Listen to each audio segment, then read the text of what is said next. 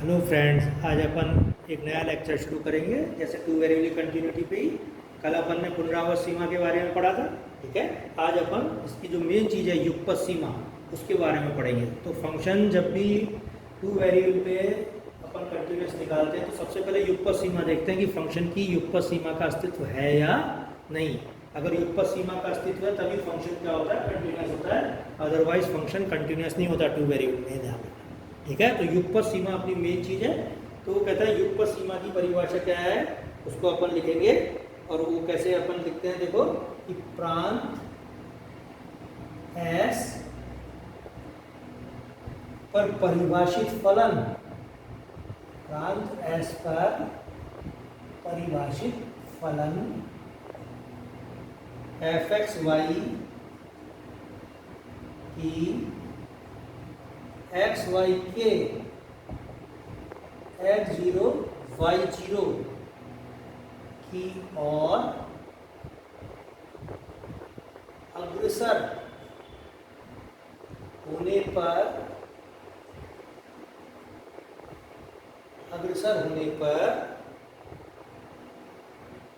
युगपत सीमा माना अपन लिखेंगे एल कहलाती है यदि प्रत्येक स्वेच्छ धनात्मक संख्या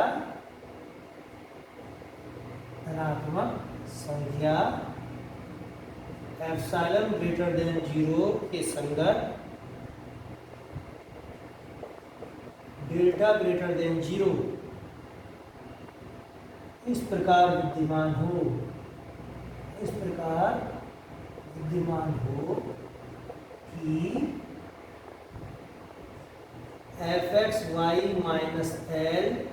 का मापांक जो है लेस देन एप्सिलॉन है, जबकि X minus L zero less than delta और वाई माइनस वाई जीरो भी क्या है, लेस देन डेल्टा। तो ये जो चीज़ है एक्स और वाई किसके एक्चुअल में नेबरहुड में है, एक्स जीरो वाई जीरो के डेल्टा नेबरहुड में है ये चीज़। और नेबरहुड क्या है, एक तो इसमें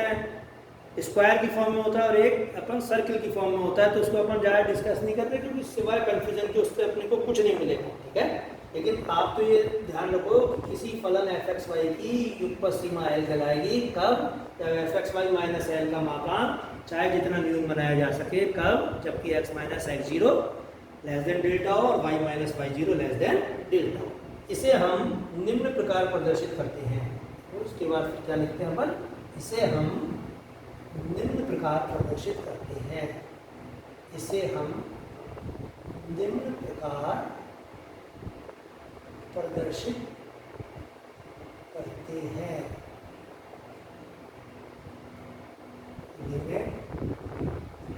x Y tends to X zero Y zero F x Y बराबर एल, या limit X tends to X zero Y tends to Y zero F x Y is equal to L. ठीक है, ये दोनों नोटेशन है किसके, युगपत सीमा। ठीक है, तो वो कहता है अगर युगपत सीमा का अस्तित्व है तभी फलन क्या होगा, कंटिन्यूस होगा, अदरवाइज वो कंटिन्यूस नहीं होगा। तो अपन ने लिमिट के नोटेशन जो पढ़े हैं वो ये हैं, और ये एप्सिलॉन डेल्टा विधि जो है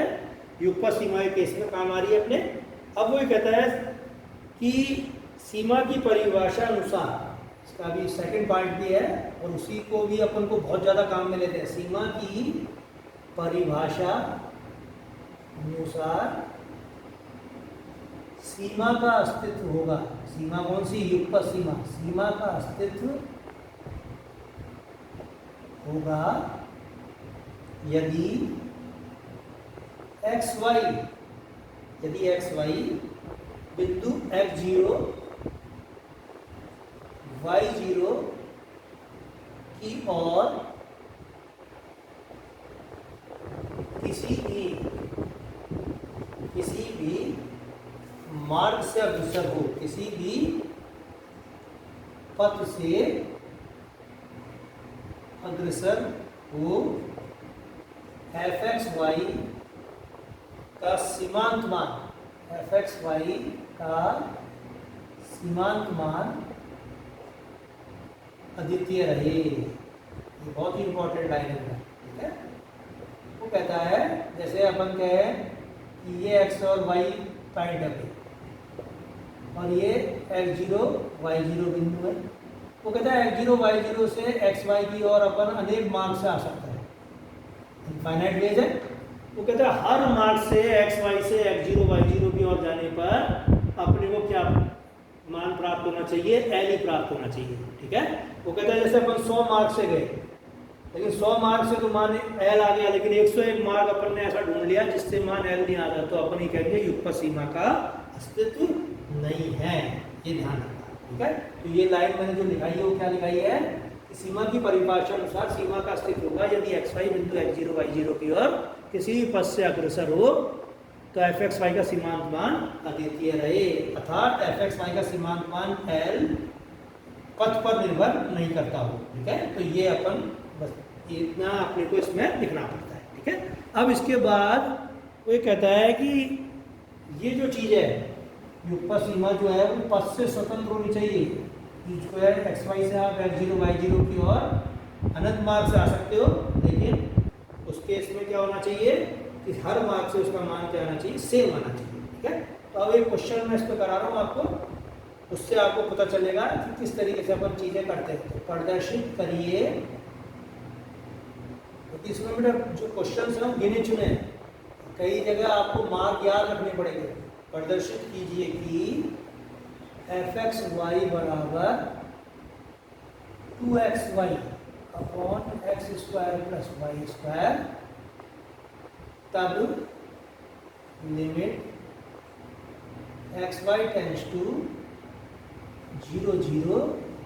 एफ एक्स वाई का अस्तित्व नहीं है, ठीक है। कहने का मतलब अगर उसने ये नोटेशन दे दिया तो इसका मतलब ये युगपत सीमा का नोटेशन दे रहा है, ठीक है। नोटेशन मैंने आपको सिखाई दी है, मीनिंग आपको सिखाई दिया। अभी आप सिर्फ नोटेशन सीख के चलो, मीनिंग धीरे धीरे आ जाएंगे आपको, ठीक है। पुनरावृत्त सीमा में तो कोई झंझट ही नहीं है, वो तो सीमा की सीमा ज्ञात करते हैं, उस तरीके से वो चीज़ हो जाती है। तो सीमा का अस्तित्व नहीं है यह प्रदर्शित करने के लिए हम अलग अलग पाथ लेंगे इसमें, और वो दो अलग अलग पाथ पर उसका मान क्या दिखा देंगे अपन कि इनका जो लिमिट आएगा वो अलग अलग है, ठीक है। तो उसके लिए देखो क्या लैंग्वेज लिखते हैं, सीमा का अस्तित्व नहीं है, आप लिख सकते हो युगपत सीमा का अस्तित्व नहीं है, यह प्रदर्शित करने के लिए, यह प्रदर्शित करने के लिए हम एक्स वाई टेंड टू 0 0 के लिए एक्स वाई 0 0 की ओर दो अलग अलग पथों से जा रहा है, कि दो के लिए दो भिन्न भिन्न पथ लेंगे और यह सिद्ध करेंगे कि एफ एक्स वाई का सीमांत मान, और यह सिद्ध करेंगे कि एफ एक्स वाई का सीमांत मान भिन्न भिन्न है, भिन्न भिन्न है, ठीक है। तो इसके लिए देखो सबसे पहला पथ उसने क्या लिया कि एक्स वाई 0 0 की ओर y is equal to x के अनुदिश जाता है। तो पहला पथ वो कह रहा है माना y is equal to x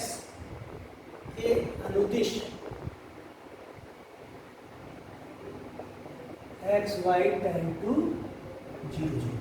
ठीक है। अब देखो कैसे सॉल्व करेंगे सीमा को, x y tend to 0 0 f x y, फिर अपन लिखते हैं limit x Y tends to 0 0 f x y का मान है 2xy upon x square plus y square, और अब अपन इसको लिखते हैं limit x tends to 0, y बराबर क्या रख दो x, y बराबर x रखोगे तो x टेंड्स टू 0 ही आएगा, तो यहाँ y बराबर x रख दो आप, तो 2x into x x square plus x square, और y बराबर x रखा है तो x टेंड्स टू 0 में कन्वर्ट, तो ये 2 वेरिएबल की जो लिमिट है वो 1 वेरिएबल में कन्वर्ट हो जाएगी, ठीक है। अब इसको अपन सॉल्व करें तो 2x square upon x square, x tends to 0 पर क्या देगा, कंफ्यूज मत हो जाना, ये 1 आएगा मान, इसका मान आएगा 1, ठीक है। अब इसी चीज में y बराबर 2x रख दूँ, ये पद कैसा ले लूँ अब, y बराबर 2x, तो देखो आप क्या आता है मान, सेकेंड माना y बराबर 2x पथ के अनुदिश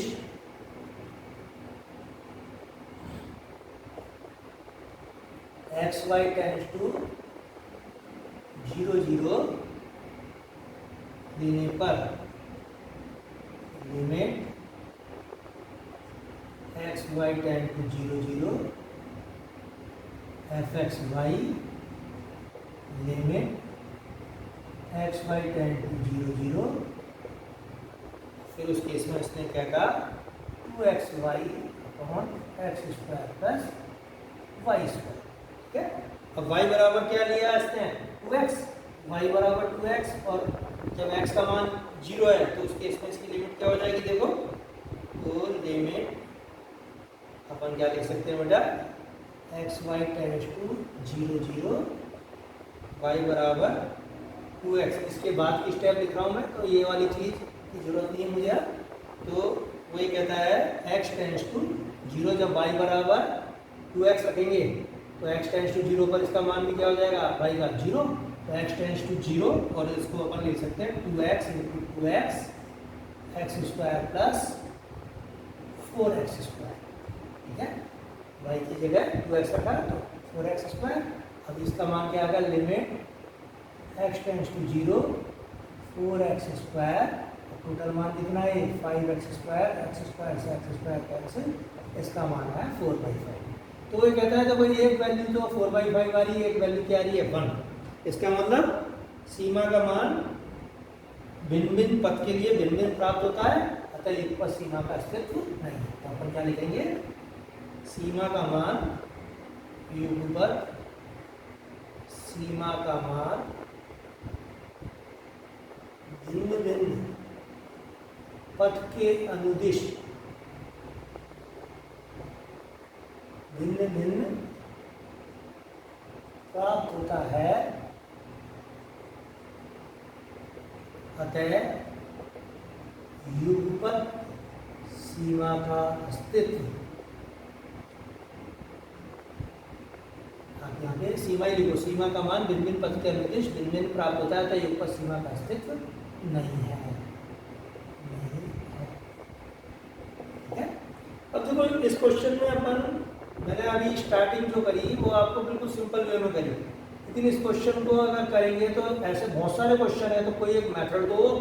जिससे पता चल जाए कि भाई ये चीज़ अपन डायरेक्ट भी कर सकते हैं। तो यही क्वेश्चन अपन क्या कर सकते थे, जैसे अपन जानते हैं कि अपन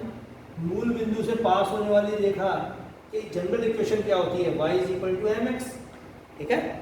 m क्या होता है, यहाँ स्लोप होता है, अगर m का मान बदलते जाएं तो अपन मूल बिंदु से पास होने वाली जो रेखाएं हैं उनकी स्थितियां बदल सकते हैं, लेकिन रेखाएं तो सारी किससे पास होंगी, मूल बिंदु से ही पास होंगी। तो वो कह रहा है कि अगर मैंने एक बार तो y बराबर x लिया तो इसका मतलब m का मान क्या लिया वहाँ 1, और दूसरी बार y बराबर क्या लिया 2x, तो m का मान क्या लिया 2, तो वो दोनों रेखाएं थी तो मूल बिंदु से ही पास होने वाली। तो कहता है कि वो आप जनरल बात कर लो ना सब स्टार्टिंग में, एक ही क्वेश्चन एक ही चीज़ रख दो कि y बराबर mx पथ के अनुदिश मैं एक्स वाई से 0 0 की ओर चलता हूँ, तो उस केस में ये जो चीज़ है वो क्या होगी, यहाँ mx मिल जाएगा मुझे, तो यहाँ भी क्या मिल जाएगा m² x², तो क्वेश्चन किसमें कन्वर्ट हो जाएगा कि 2mx² और x² कॉमन लेंगे तो 1 + m², fxy जो है अपने ये फॉर्म ले लेगा, ठीक है। और इस केस में इसकी जो वैल्यू आएगी वो क्या आएगी 2m/1 + m², इस इसका मतलब f x y y is equal to m x, यदि अब मैं मान रख दूँ तो उसका जो कोई सी भी चीज़ है लिखवा एक्स टेंस टू जीरो चाहे वाई टेंस टू जीरो, उस केस में इसका मान क्या आएगा 2m/1 प्लस एम स्क्वायर। तो m का मान बदलते जाओगे, आपकी सीमाओं का मान क्या आएगा, अलग अलग आता जाएगा। तो उस केस में अपन जनरल क्वेश्चन में जब भी जो डिनोमिनेटर और न्यूमरेटर इनकी जो पावर्स होती हैं जब भी सेम होती हैं, पावर्स अभी मैं निकालना सिखाऊंगा आपको किस तरीके से, जो इनकी घातांक हैं वो सेम होते हैं, तो उस केस में अपन सबसे पहले क्या रख देते हैं बेटा, y बराबर एम एक्स, और अपन सीमांत मान को किससे पे निर्भर दिखाए देते हैं, m पर निर्भर दिखाते ही वो चीज़ जो होती है युग्म सीमा का अस्तित्व नहीं होता। ठीक है, तो इस क्वेश्चन को अपन इस तरह से भी लिख सकते थे, y is equal to m x पद लेने पर एफ एक्स वाई का सीमांत मान y is equal to m x पद लेने पर, ठीक है, एफ एक्स वाई का सीमांत मान 2m/1 प्लस एम स्क्वायर प्राप्त होता है, जो यह दर्शाता है कि सीमांत मान, जो यह दर्शाता है कि सीमांत मान m के मान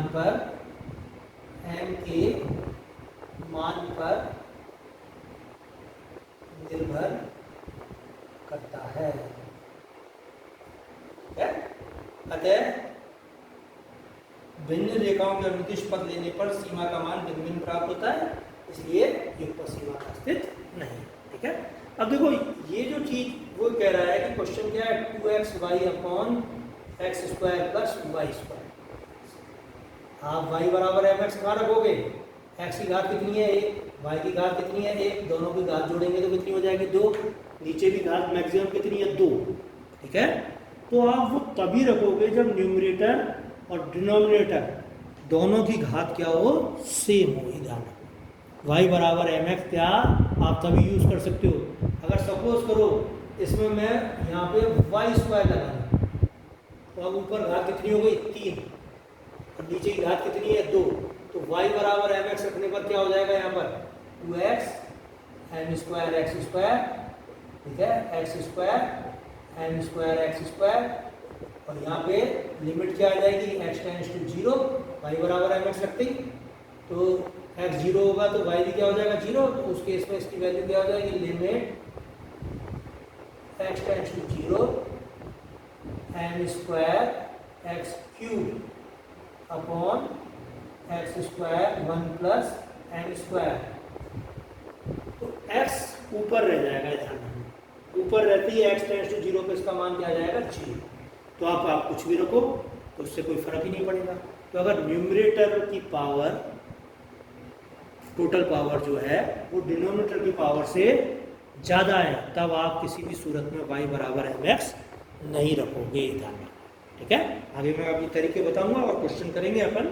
तब ये धीरे धीरे चीज़ें समझ में आती जाएंगी। तो इंटरेस्टिंग टॉपिक है और करना भी अपने को हर हालत में, ये ध्यान रखना, नहीं करोगे तो चौथी यूनिट जाएगी, क्योंकि आप जब एग्ज़ाम का पैटर्न पूछोगे मुझसे तो मैं आपको कहूँगा पहले सबसे पहले चौथी यूनिट करो, फिर कहूँगा तीसरी यूनिट करो, उसके बाद दूसरी और पहली करो, क्योंकि सेफ तभी रहोगे रियल में। ठीक है, तो अभी आज मैं अपना लेक्चर यहीं ख़त्म कर रहा हूँ और आगे फिर इसके बाद लेक्चर देंगे आपको और